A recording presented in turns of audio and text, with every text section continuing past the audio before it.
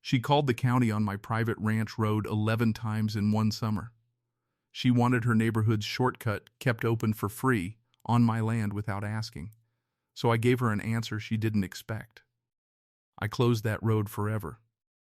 And her entire neighborhood paid the price. Before we go any further, I want to know where you're watching from. Drop your country in the comments. I love seeing how far these stories reach. And if you haven't subscribed yet, this is your last chance. Hit that subscribe button now, because the next story only gets crazier from here. My name's Wade, and I run 300 acres of cattle land in East Texas that's been in my family since 1962. Running straight through the middle of my property is a gravel road my grandfather cut by hand, technically private, technically mine, but for decades I'd let the neighboring subdivision use it as a shortcut to the highway. Saved them 15 minutes. Cost me nothing but wear on the gravel. I never charged a toll, never put up a gate. It was just neighborly. But here's the thing about neighborly gestures: some people start believing their entitlements. And that's exactly what happened the year Diane moved onto the HOA board 2 miles down from my fence line. I didn't know it yet, but that shortcut was about to become the most contested stretch of gravel in the county, and Diane was about to make sure of it.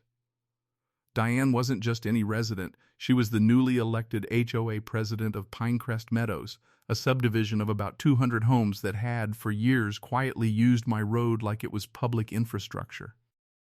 The first time we spoke, she wasn't asking, she was informing me. She'd decided the road needed proper maintenance standards and wanted to know why I hadn't graded it in months. I explained politely that it was my private road on my private land, maintained on my schedule, at my expense. She didn't like that answer. Within a week, orange traffic cones appeared at the entrance placed by her, not me rerouting cars in a way that actually funneled more traffic onto the gravel, not less. When I asked her to remove them, she told me the neighborhood had grown accustomed to the access and that I should be grateful people even used my little road at all. That phrase stuck with me. My little road. I remember standing at my gate that evening, watching dust rise off tires that didn't belong to me, and thinking, something's about to change around here. I just didn't know how far she'd push it first. Over the next 2 months, Diane filed complaint after complaint with the county, 11 in total. She reported the road for improper drainage. She reported it for inadequate signage. She even reported me, claiming my cattle occasionally wandered near the shoulder and posed a public safety hazard to a road that wasn't public at all. Each time, a county inspector had to drive out, walk my land, and confirm again that the road was privately owned, privately maintained, and none of the county's business. Here's the part that still gets me. Diane never once asked what would happen if the county sided with me instead of her. She was so convinced she'd win that she never considered the road might disappear entirely.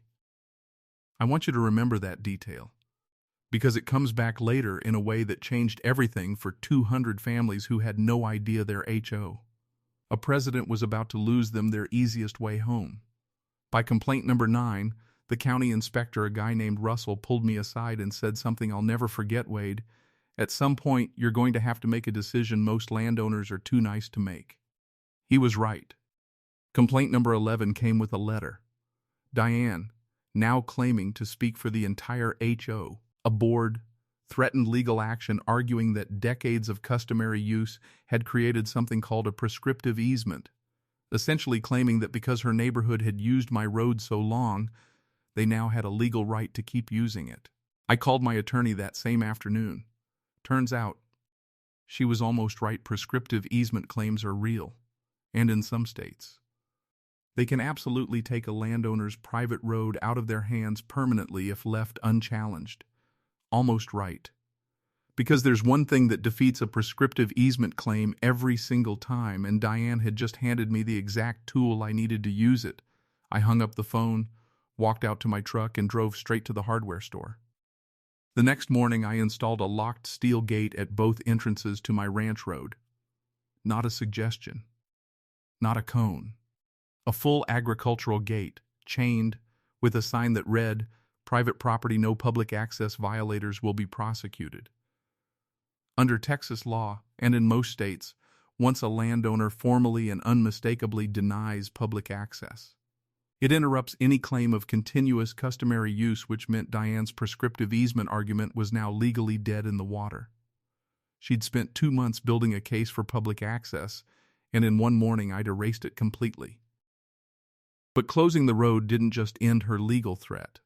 It also meant 200 homes in Pinecrest Meadows instantly lost their 15-minute shortcut to the highway. Their new route? 19 extra minutes, through 2 stop-lit intersections that flooded every time it rained. I didn't post about it. I didn't need to. Within 6 hours, my phone was already ringing, and it wasn't Diane. It was her neighbors. And they were furious. Just not at me. Turns out, Diane had never told the HOA board she was filing complaints in their name. She'd never mentioned the legal letter. Most residents didn't even know there was a dispute. They just knew that overnight their commute got 20 minutes longer and somebody owed them an explanation.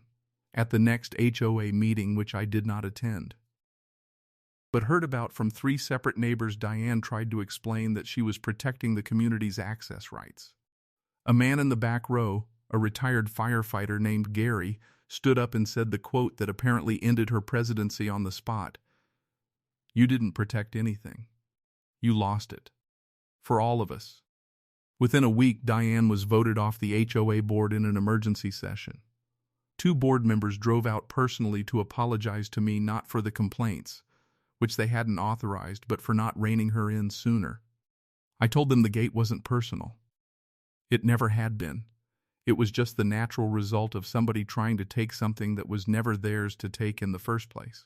Diane showed up at my gate exactly once after that, no cones this time, just her, standing on the other side of locked steel. She asked if I'd reconsider, now that she was off the board and it was just neighbors again.